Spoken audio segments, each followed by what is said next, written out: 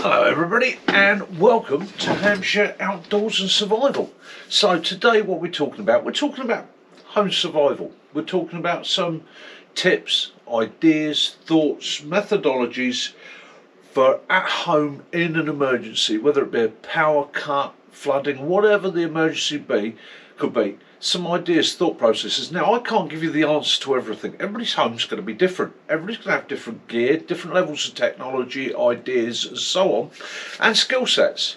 So what I'm going to do in this, I'm going to give you some basics from my thought processes that might just help you along in an emergency. Let's get on with it.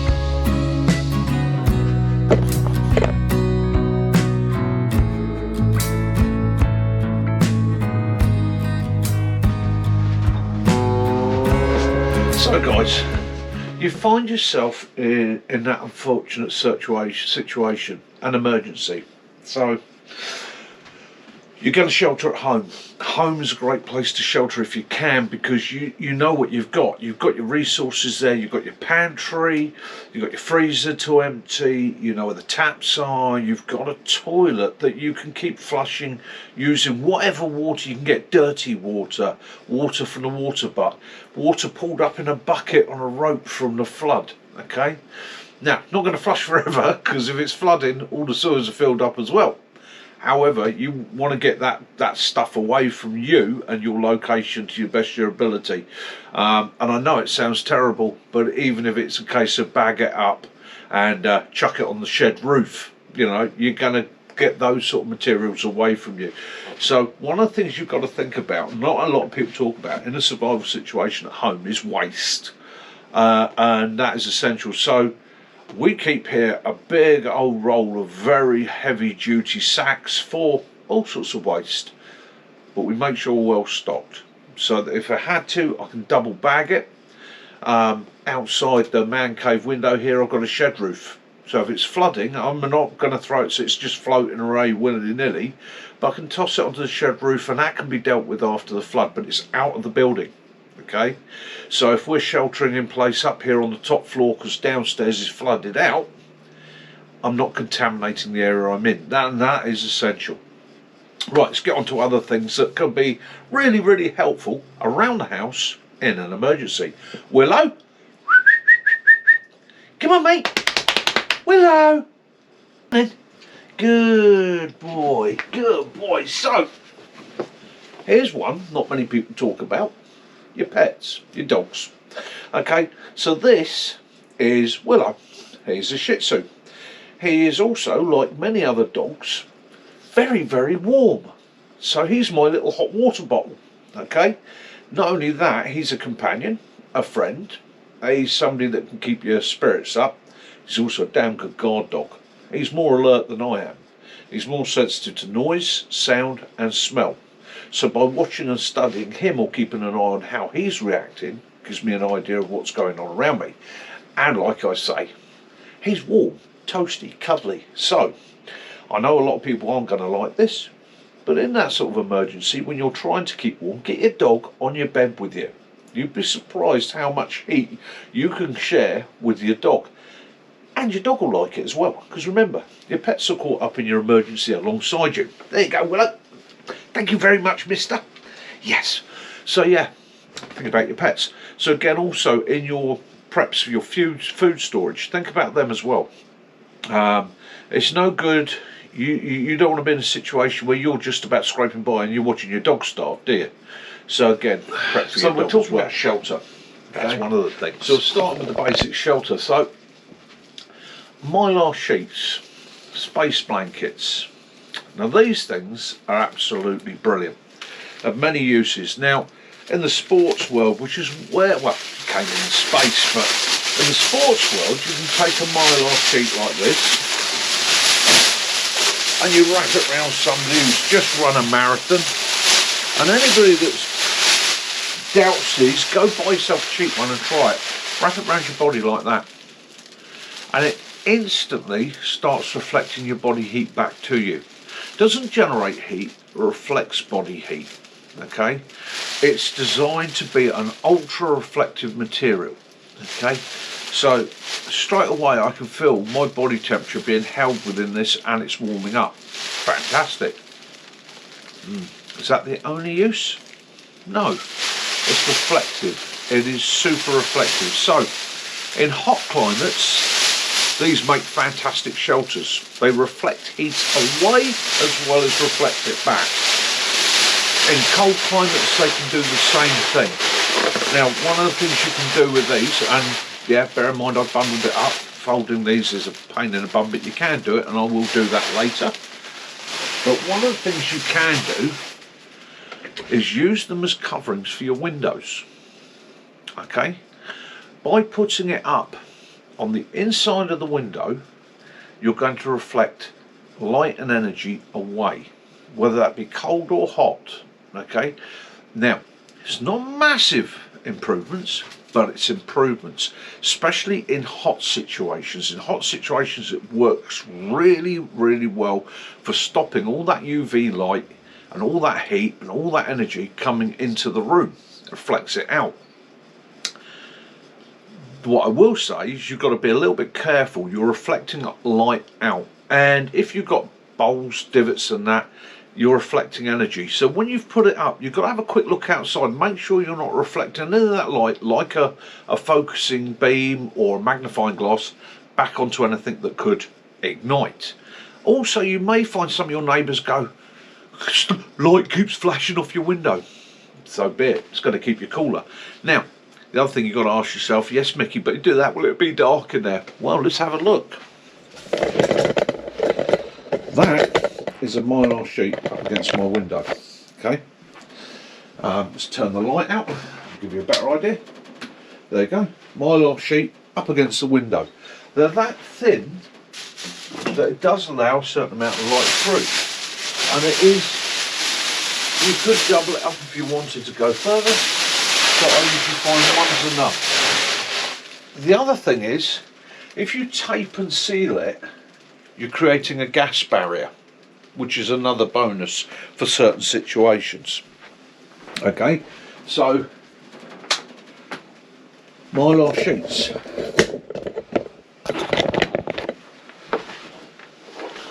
Mylar sheets, wonderful bits of kit, and very, very helpful. The venerable mylar sheet. And as you can see there, okay, I have a tin going. Now, this brings me to another common item that a lot of people have around their house that works really, really well. Okay, the candle.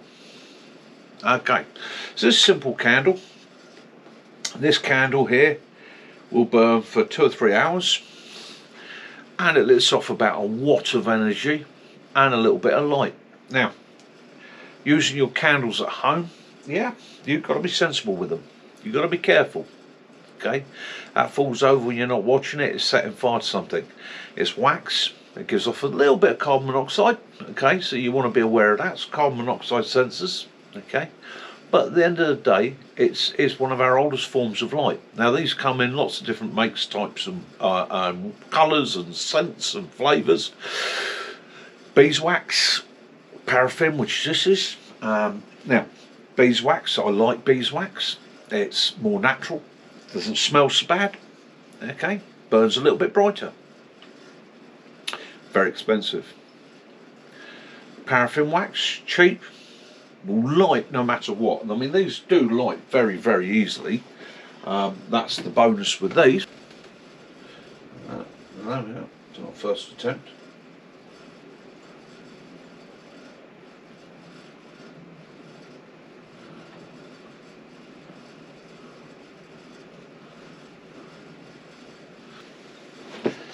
And there we have our old school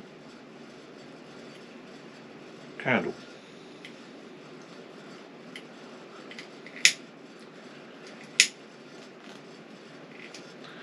Now, that gives me the ability to carry that candle around, but more importantly, it gives me a nice stable base for that candle to sit on. Okay, it isn't going to go anywhere. And again, light and heat, light and heat. So, there you go. It helps. Okay, so candles are a good go-to. They're a backup. So I tend to go myself with my electrical lighting systems first. So I tend to use the stuff that I've got, like torches and lamps and that, which I've got all around the house. They're my primary. However, I like to use those for moving when I've got to do things that could be a bit more risky. Candles are awesome. All the time you're awake, all the time you've got it by you. Okay, if you then go into say, do you know, I'm going to put a light up in the bathroom or something, then you want to find a different method. Candles, when putting them out, I will tell you, as I was told as a boy, blow it out first, lick your fingers, and just touch the wick. And what that does is that stops the wick from smouldering down. I don't know if many of you have ever found you go to light a candle and there's a tiny little stub of a wick where it's smouldered down. By snuffing a candle, pinching a candle, you prevent that, and it means you keep a bit of a wick, which means the relighting is a lot more simple. That's full-size candles. You can also, as we did as in my youth, take a jam jar, okay, tip the wax into it till you've got a really good puddle of wax in the bottom, and support the candle in the jam jar. Now, what you have to be aware of with that is, as that candle burns down into the jam jar, it becomes more and more difficult to relight. As the candle burns down into the jam jar also, it uses up the oxygen in the jam jar. So if your jam jar is too small, what you end up doing is having a candle about this long that you cannot physically relight because it burns off all the oxygen.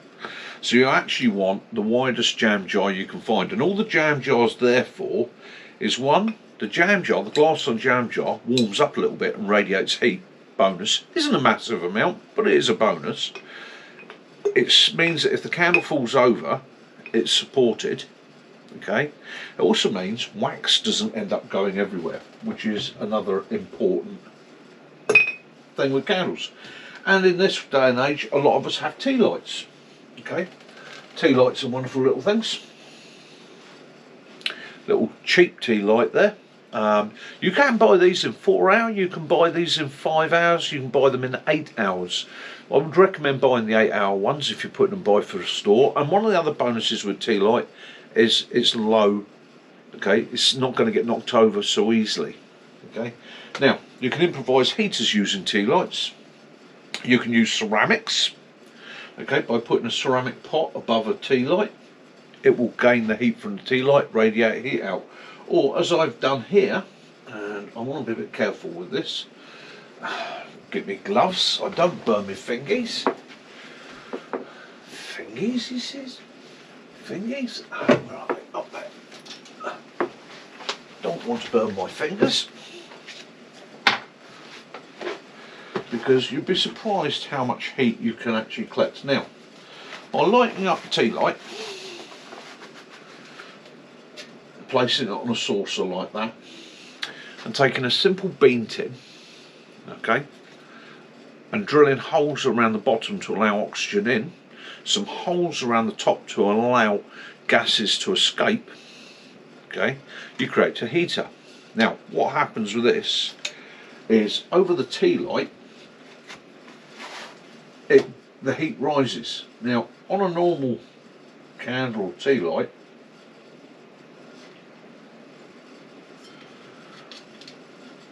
what will happen is all the heat and energy from those tea lights is rising up into the room, and you see they're not massive flames, but it's rising up into the room, and by about here it's escaped, it's gone. It cannot physically heat the air in the room. Okay, so that heat is cooling as it rises, not so much of a help. That's a bit better. What you can do is you can place a couple of tea lights under your improvised heater, and you can see it lets out a bit of light, which is quite nice, and it actually reflects it. But the metal on the tin traps the heat, traps the air, and warms the metal. The metal becomes a radiator, okay, and it contains a lot more heat. The heat builds up and builds up and builds up in there, and this metal gets warmer and warmer and warmer. Now, it doesn't get massively hot. I'm not talking a heat where 6 people are going to sit around in a room. However, it is holding heat. I put my hand above it like that, I can warm my hands, okay, just off the heat that's radiating off that metal. Whereas with the tea light, by there, it's gone, it's no effect at all. So you can improvise a little heater at home like that. And again, these aren't massively powerful, but any amount of warmth is a help. Any amount of warmth that you can collect, that you can huddle over, is going to be the difference between being able to use your fingers and not being able to use your fingers. And if you put 3 or 4 of these together, or you put 4 tea lights in there, 5 tea lights in there, you improve the situation, you improve the ability of your heater. Okay, so that's candles. Other things worth thinking about putting in your stores at home are these, the heat pads. Okay, wherever you get them from, you can sometimes find them in cheap shops, pound shops, things like that. They're worth putting away, because again, they're also brilliant for those emergency heating situations where I tend to keep these back for those moments where I'm like, do you know what, I'm really struggling now to use my hands. I need an emergency heat, I need to be able to warm myself, I need to warm somebody else or get them sorted. That's where they would come in. Now, there is one thing better than a candle for heat, and it's quite common. It's out there. It's not necessarily the cheapest unless you know somebody that works in the catering industry. But if you know somebody in the catering industry, or you want to collect them and put them one by, these chafing gels. Okay, now chafing gels, these are the things you quite often see in restaurants underneath bowls of food or containers of food, and they just keep the food warm. They keep it relatively hot. Okay, now that's a 2.5 hour chafing dish. Okay, that's fully self-contained.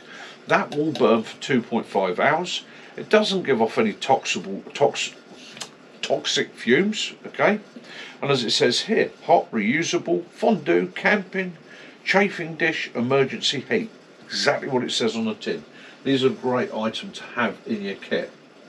Okay, I'm just going to get my gloves back and I will demonstrate. You can, here, I buy mine from a company called Costco, which is a local store, very American store, but a good store. 2.5 hours to a tin. So at the end of the day, a good stock of those, you know, if I buy them one every couple of months and that, I've got 20, 40, 60 and so on, and the hours increase. And if you are in a powered down situation, especially in the UK, I don't know about the rest of the world, and you don't have a fireplace, you don't have a log burner, you don't have the ability to ignite gas, camping gear and so on, that's a great alternative. Now you do obviously fire safety, we have to be careful and so on. So what I'm going to do, use a spoon, because this is an at-home survival video, so I'm not going to use any of my knives, but there's a popping lid on it, and when you open it up, it's a bioethanol gel, and it is just a gel. Okay, so what you can do with that is you can place your gel out and it ignites very easily. Okay, now that does not give a huge amount of light, but I will tell you it does give quite a reasonable heat. I cannot hold my hand above it for any length of time. If I place my heater above it, I'm just out wondering, I might need to raise the holes up on it. We'll let that run for a minute or two and we'll see how much heat that chucks out of that improvised heater. Now I'm going to get a little bit of smoke because there is probably a coating on the tin.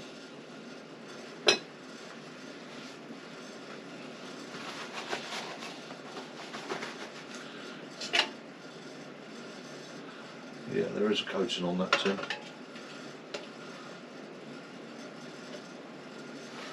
But I can tell you straight away, that is radiating out a lot of heat. A lot of heat.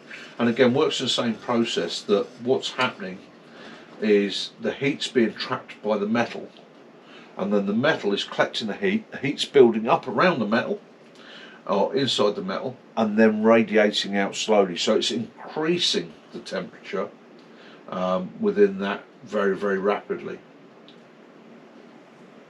So that works really, really well. Now, one of the experiments I want to try later on, in actual fact, before that really gets going, and I can't take it off because it will start glowing.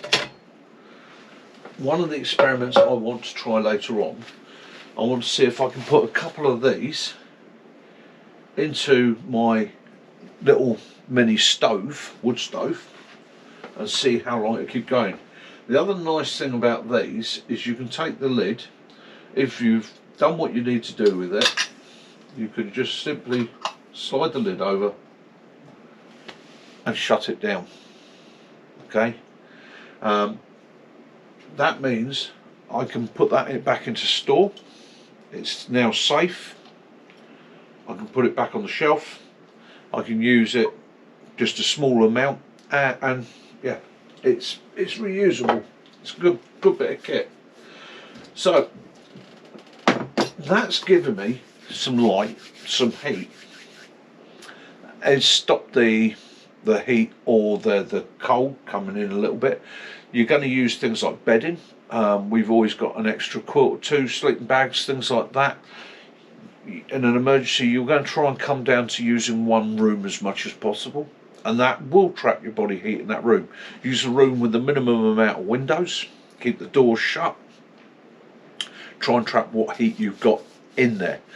In this house here, for us in the winter, a lot of the time we spend upstairs, and the reason we spend a lot of time upstairs is heat rises, so the warmest part of the house tends to be up here.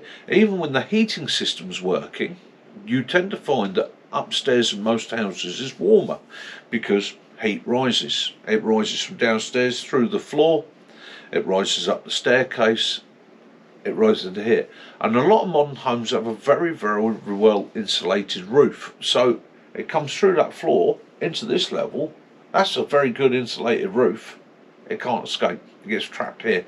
So you tend to find upstairs is a bit warmer. Okay, but again, don't take that as 100%, because I have been in houses where you want to stay downstairs. But again, you've got to work it out for yourself what's going to work that way. So let's see what Mickey says about water. I shall read you from my own training manual. Water, essential for life. You can survive for 3 weeks without food, but only 3 days without water. But you will start to deteriorate within hours, suffering from dehydration. It is your coolant. It removes toxins via the kidneys and acts as a conductor for the electrical processes within the brain. Okay. It also assists all the muscles. It is the neuron controller for all the muscles in the body. Okay. It is limited. It must be replaced to maintain health and your ability to function. Okay, without water, as soon as you start dehydrating, which can be within hours, your functions will start to reduce. Okay, the 1 litre, start again. So every person will lose between 2 to 3 litres of water a day. Even at rest and shade, you will lose around 1 litre just by breathing. Just the moisture from your lungs, breathing, sitting still, you will lose 1 litre a day. Okay. If you add to that illness, diarrhea, infection, fever, okay, that increases exponentially. It goes right up. Okay, you say you're vomiting, things like that, it's all a problem. Okay, all running water can be purified through boiling or using chemical means or a filter. Ration your water, your sweat, not your water.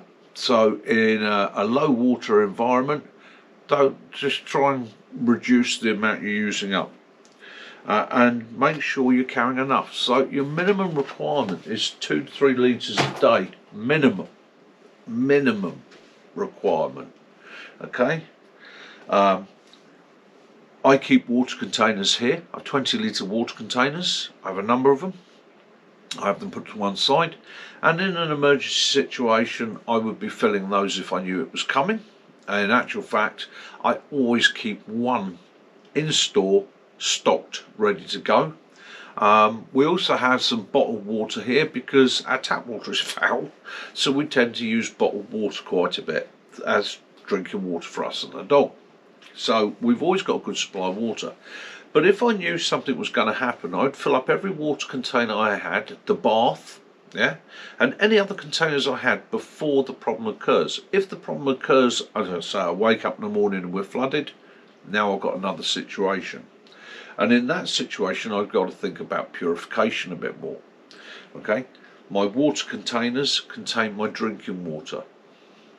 My bath contains my washing water, because I can't keep it sterile. Just purely from the air, it will start to degrade. Okay, water butts, flood water, things like that, as I've said before, can be used for flushing toilets. However, bear in mind that that flood water out there is going to be contaminated by sewers, chemicals, anything else that's out there. People's sheds are going to fill up with it. People's bins are going to fall over in it. There could possibly be bodies in it, dead animals, people, crops, herbicides, pesticides, you name it, it's going to be floating in it. Always a bit horrified to see people wading through flood water. Not a good move. Avoid it at all costs if you can. Obviously, if it becomes a life or death situation and you've got to move, if you take that choice, yeah, just bear in mind that you want to get checked out afterwards, and you also then want to keep an eye on yourself. If you've gone into flood water, when you come out, the first thing you want to do is clean yourself. Absolutely scrub yourself down, bin the clothes, bag them up, bin them. Okay, get changed into something else. If you have to use alcohol, soap, whatever you got, get yourself clean. Decontaminate yourself. So, there you are at home. So, filtration at home. Now, you could, and I was hoping to do some videos on this, have something like this. So this is an IT Hill water purifier. It's a reverse osmosis water purifier. However, unfortunately, when it was sent to me to review, when it arrived here, the box was really damaged. And I thought then, I wonder if this had gained any damage. It doesn't look like there's any marks on it. However, when I fired it up, the pump's not working, which is a real shame. Real shame, because I was looking forward to really putting it through its paces, testing it out for you guys. So it doesn't work. I got hold of the company, said to them, what do you want me to do? It's not working, the box is damaged and so forth. And basically they said to me, send it back at your cost. We might send you another one. I'm sorry guys, I don't have the money to send you that back. So it's going to sit on the side. So there's my review. There are lots of other people who reviewed it, and from what I see, it looks like a good bit of kit, but I haven't been able to really test it myself, which is a shame. So that's out the window. What else have we got? Right, so I have one of these, which is a Sawyer. It's a Sawyer water filtration system. They are good. They're not the be-all. Well, so they are damn good. These and the Grails and things like that are brilliant filter systems. So a lot of these filter systems will take out heavy metals. They take out 99% of viruses and bacteria.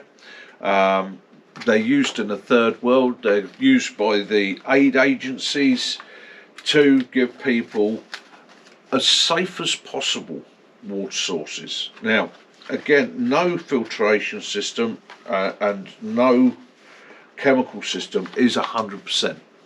Okay, you have to use these things sensibly. I tend to add boiling to this. My thought process to that is if I boil it as well. Yeah, so I've done everything I can to add filtration to filter the water and purify the water. Now, again, filter systems, but we're looking at home. We're looking at, you might not be a camper or survivalist, you might not have a grow, you might have a soil. Now this comes with a squeeze. This filters a litre of water at a time. Not the quickest thing in the world, but it does work. I also combine that with one of these, which is a millbank bag, which is just a densely woven natural fibre cloth bag. So I collect water in that to start off with, and that filters out all the large particulates, which helps to prevent the filter and the soya getting blocked really, really quickly. Okay, you can backwash them, clean them out, but again, we're not really talking about your camping gear, we're talking about home. So one of the things you can do at home, these, your home water filtration system. So this is designed to take out chlorines, this is designed to take out particulates, this takes out calcium, this takes out a lot of chemicals. Right. It's not going to be so good for bacteria and viruses and things like that, but again, you're going to boil the water. So these filters in these are a good emergency backup. They're not the be-all and end-all. The water's got to be boiled, okay? But they're a good starting place. Now you get a jug like that works quite well, and I can put a couple of litres of water through that as a go. For an average house for us here, works superbly, okay? That will manage our drinking water through the day. What you can also do, if you have the filters, which obviously we have here,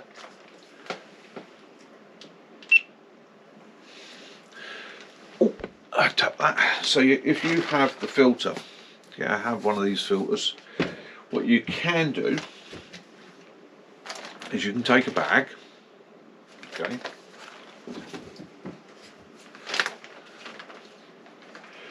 you want to cut a corner off the bag a little bit smaller than the filter, okay? So what you want to be able to do is push that filter down into the corner of the bag, and you want it to be a fairly tight fit. And then what you do is you thread the bag up onto the filter like that, okay? So the bag pulls tightly around the filter. Then taking one of the other most important tools you have at home, which is going to be your duct tape, and anybody that's a survivalist should have duct tape. You are going to seal that bag to the filter, like that. Now, that gives me a filtration system, okay? That gives me a simple homemade filtration system. So, all I've then got to do is I can hang the bag, or fill the bag,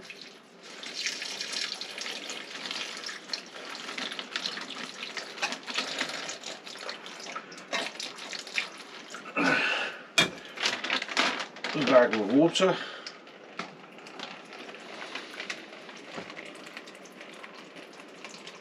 and I'm filtering my water. Now obviously that water is going to have to be boiled, there's no two ways about it. That's a activated charcoal filter. That will take out a lot of the chemicals, it will take out all the particulates, okay, and will give me a relatively safe water source. What I've got to do is boil it, okay? That boiling section is essential. I mean, if you're taking water from containers, if you're taking water from the bar, the risks are reduced, but however, where possible, I'll always boil water. So that's a simple improvised filter. You could do that on the go.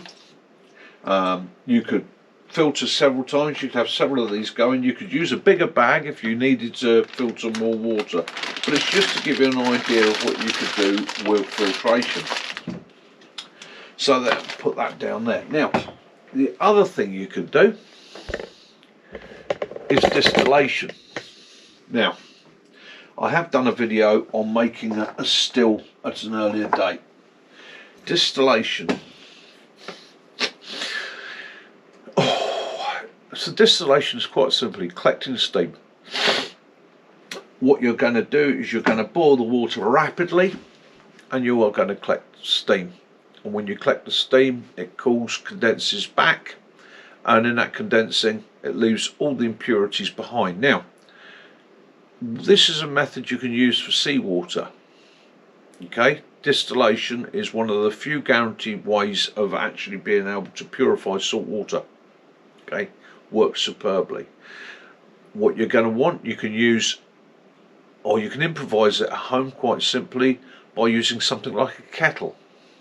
Okay, so if I'm going to go through all the processes of making one today, because it's a pain in the arse, to be honest with you, but this is the theory. You take a kettle, bigger the better, 5 litre, Big Bertha, we like her. You connect a pipe onto the spout here, and you want that pipe to be about 5-6 feet long minimum. Okay, you take it up off of there, down, run it through cool water, cool cloths, damp cloths, things like that, because what you're going to want, you want the steam to escape from here into the pipe. You want it to then cool and condense back to water, and the other end of that pipe drops into your drinking container. Okay, if you're really worried, drop it into your filter system. But the idea being that the contaminated water in here boils. The water boils faster than the contaminants. That escapes in steam, comes through the pipe. You condense it back by cooling it from steam back to water. It means you can't use your kettle for anything else. The salt will be left in your kettle. You can collect that, use it, or you can take the contaminants out. But again, you're contaminating your kettle. But that is one of the methods. That is a simple still. It's been used for hundreds and hundreds of years as a way of taking salt out of water in coastal areas. And it does work. It does work very, very well. Take it from me. Hundreds and hundreds of methods for collecting water in the wild like that. But again, like I say, we were looking mainly at home. On top of that, food.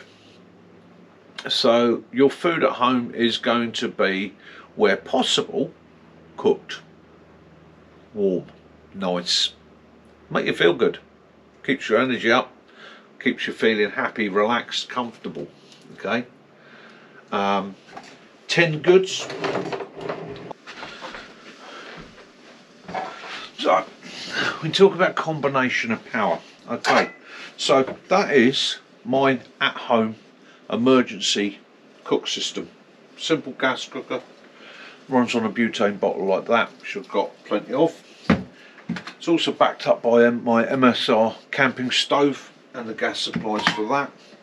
So combination of power is really simple.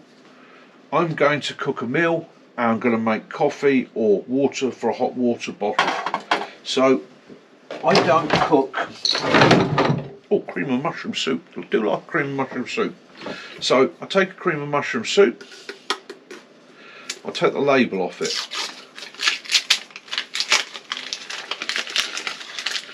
Take the label off of it. Right, these ring pull tins are real helpful, because what I do is I crack the top of the tin, and if it's a sealed tin, a couple of holes in it. I put that in there. And then what I do, I fill round it to about 2/3 of the way up with water. So that's a jam jar of water. That jam jar, there's enough water in there for 2 cups of tea, possibly 3 small cups of tea, coffee. Enough water in there to fill a hot water bottle, wash with, so on. And that's my cook system. Now, this works 2 ways for me. One, I heat the water, I can use the water. I heat the food. I'm going to have hot food. The other good thing for me is I'm not contaminating the pot with the food, because that's got to be washed. That's got to be cleaned. You've got to think about sterilisation. So again, when you're collecting your food sources, remember that this is probably going to be one of your most efficient ways of cooking. I can even put the lid on and make it work even more efficiently. Okay, so that is combining hot water, hot food, all in one. And again, don't waste the energy. If you've got the lid on there, that's going to radiate heat. So again, even more heat. The heat from the cook system, that's radiating heat. So again, I'm warming the room. I am cooking the food. I'm making a hot drink, possibly filling a hot water bowl, making wash water or whatever I need from it. Okay, it's all combining, but it's only using that one piece of flame. What you don't want to be doing is tipping your soup into your tin, making your hot soup, eating your hot soup, then thinking, blimey, I want a drink. Now I've got to clean the pot, so I want warm water at least to clean the pot. I clean the pot, wasted water, resources, energy, then make a drink. Try and collapse the whole thing down, as we said in the beginning. There's minimum amount of effort, maximum amount of effect. Okay? That's how I deal with that. So, whether it be on gas, whether it be on chafing gel, whether it be on your MSR, there you go. So there is an element of preparation has to come into your home survival. Okay? Because without that, I'm screwed. Yeah? So think now, look around your home now. Think what resources you have. Now I'm lucky, I've been doing this for donkey's years and I've built up a huge amount of resources. Okay, and there are other ways you can go as well. You don't have to go with gas. There is paraffin, there is solid fuel, there is gels, there is many methods you can use. Now all these methods, you've got to do your research. Some of them are safe to use indoors, some of them are not. Some of the fuel sources may produce dangerous chemicals. They're fine for outside in an open air environment, not so much for indoors. I'm not going to go into using bleaches and things like that as sterilising agents. I would expect you to do your own research on that. Chlorine is a great sterilisation agent, and yes, you can use bleach to sterilise things like water and that. However, you have to be extremely careful. It's not just a good sterilisation because it kills germs, it kills people as well. So be very, very careful. Now, I'm going to get on to backup power. Not everybody's not everybody's got one of these. And this is a simple power pack. Okay. Now these battery packs, which is what it is, it's just a battery pack with a built-in inverter. So this will give me 12 volt DC. This will give me 110 or 240 volt. It will give me an AC outputs. It gives me USB outputs, Type C outputs. Okay, it gives me AC and DC. This one here is an all powers, and it's a cheaper system. It's a budget system. It's a pure sine wave. Now this is important if you're going to run computers and that off of it. If you're buying one of these battery packs, you want a pure sine wave. And that means that the power output won't interfere with your computer. Some of these pulse their power, and some of them actually give a power output that it's not going to cause problems with your computer. If you're not going to be running a computer on it, it's not so important. It recharges through solar, household input, okay, and 240 volt, 12 volt cigarette lighter type adapter. It will store energy quite a period of time. And this one here, so this AC output is 220 volts, 50 hertz. Battery capacity is 288 watt hours. Okay, Rated output 350 watts maximum. Solar input is 18 volts. AC input is 220 volts. DC output is 9 volts and 12.6. USB output is 5 volts, 1 amp. Okay, so I use that as a backup to provide light, charge items, charge phones, charge computers, and I take it on the camp sometimes with me, and we have run somebody's sleep apnea machine on it for several days with no issues at all. There are great home backup. They are expensive, they're not cheap, and this is one of the cheaper ones. There are companies like Blue Yeti, there is companies out there like Jackery that make some fantastic bits of kit, and you can scale these up. Some of these will go up to the point where they will provide pretty much a whole household power supply for days on end. I've run angle grinders on it when I've been working away. I've run a welder on it. Like I say, lights around camps. These really are worthwhile investing in, especially if you're in an environment or a place that's you think you're going to lose power. Okay, because again, you can charge it on solar if you wish. So they are a fantastic backup. Easy to use. You literally plug and go. So that's my power bank. So I do have a backup electrical supply. The other way you can also go, especially if you've got you're relying on phones and that, and phones are essential. One of the things you don't want to be doing is rationing your phone in an emergency. You don't want to be sitting there thinking, I better turn my phone off, I better save the energy, because people may be trying to contact you, or you may be needing to contact others. So again, this is my car jump start. It's a jump start pack for my car.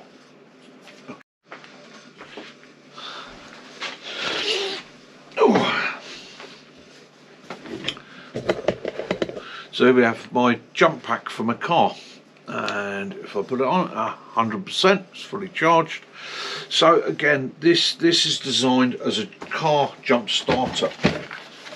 Great bit of kit to have for emergencies, because you never know when the battery on your car, like mine is at the moment, is going to play you up. So you've got a simple plug-in system for jump starting your car.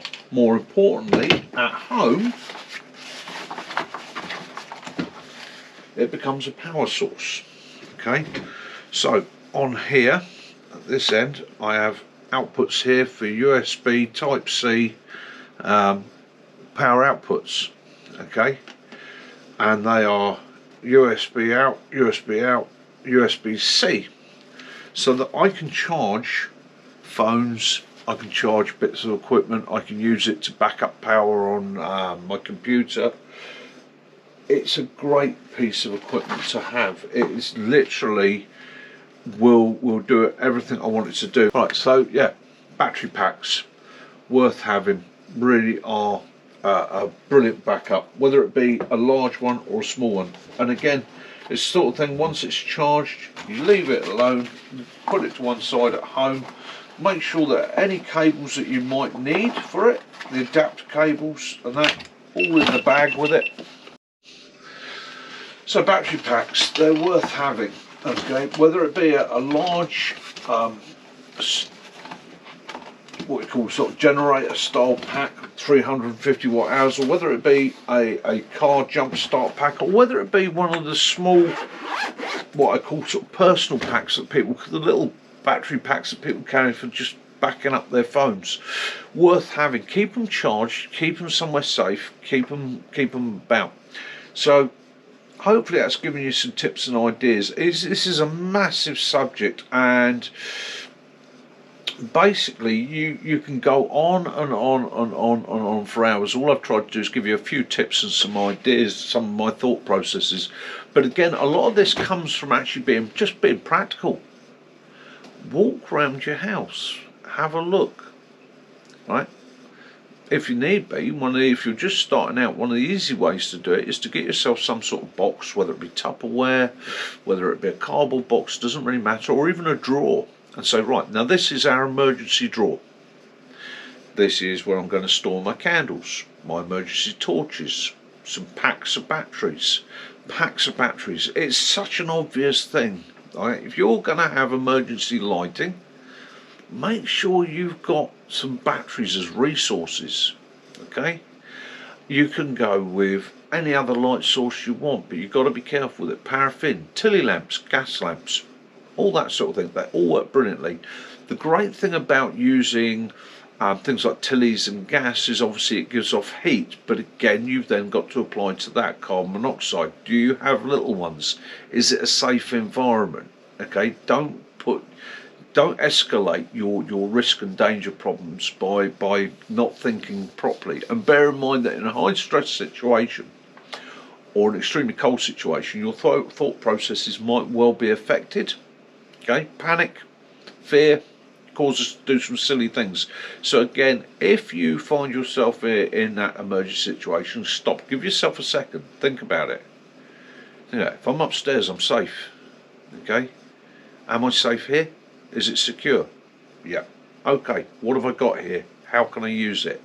Okay, if you've pre-thought this and you have your gear put to one side and you've run through the process in your mind, you've given yourself the edge, and that is one of the things to do. I've always said to people when they say to me, how do you learn? I say, well, I learn because I love to read. I love to learn from other people's experiences. YouTube's great as well. By watching my video, you've already self-loaded your brain, okay, with these ideas and methods here, and you're probably already thinking to yourself, yes Mickey, but I can improve on that. Yes Mickey, I'd do this or I'd do that. That wouldn't work for me, but I would. It's that thought process. When the emergency then occurs, you've already got that. When an emergency occurs, that means you've already got that loaded in your brain. So that little bit of thought process, that little bit of knowledge beforehand, that just thinking through what would you do in that situation, it equips you. It gives you that edge. It gives you that bonus. Okay, so again, that's one of the tips to prepping is have a think about it. Make a game of it. Sit and talk about it with your loved ones. What would we do if? What would we do if we're snowed in? What can we do if we're in a flood? What could we do if we find ourselves broken down in the car in the middle of nowhere? How would we get by? We could be stuck for hours. What would we do? Playing cards, books, reading materials, games, things like that all help to pass the time. Time is one of your enemies. Boredom, it's a horrible thing. It just goes slow. Right? And that can also lead to desperation then, because people get fed up and start to do silly things. Keep yourself active, keep yourself busy, set a routine, get people involved in it, and push forward. That's my tips for home survival. So that's the end of my video. Hope you've enjoyed it. Hope it's given you some ideas, some tips, made you think, made the old grey matter whir a little bit. What have you got? How would you do it? Not everybody's equipped for camping, prepping and survival. What have you got in your home? What can you use? What can you adapt? What do you need? Okay, what could you put together? Let me know. I'd always be interested to hear. And if you want to let me know, join us on a Sunday night. Every Sunday night we run a Sunday night social. And the idea of that is we get together with lots of other YouTubers and like-minded people. Everybody is welcome, and it is just a Sunday social. We're not necessarily sitting there going, well, this is techniques and all the rest of it. It's a get-together, it's a laugh, it's a joke, it's a bit of fun, but we're all sort of the same sort of mindset, whether it be prepping, survival, bushcraft, wild camping, getting outdoors, having adventures. And there are people that join us from all over the world, okay? And it is a let your hair down time. You want to come along, crack a joke, tell a story, yeah? Make friends, make contacts. Meet guys that run some of the other channels. Yeah? Get to know them. They're a wonderful bunch of guys and always happy to share tips, ideas and methods. If you've got a question, Sunday night socials are time to throw it up. Yeah? Because you've got probably 40, 50 other people there to go, well, I might sit there and go, never come across that situation, but there'll always be somebody there that go, I can tell you. So, come along, give it a try, see what you think. Other than that, please like, subscribe, share, do all that good stuff. Get outdoors, have an adventure, have some fun, look after yourselves. Be good. Love those you do. Forgive those you don't. And as always, may peace and light be upon you all. This is Mickey, Hampshire Outdoors and Survival. Till next time, Mickey out.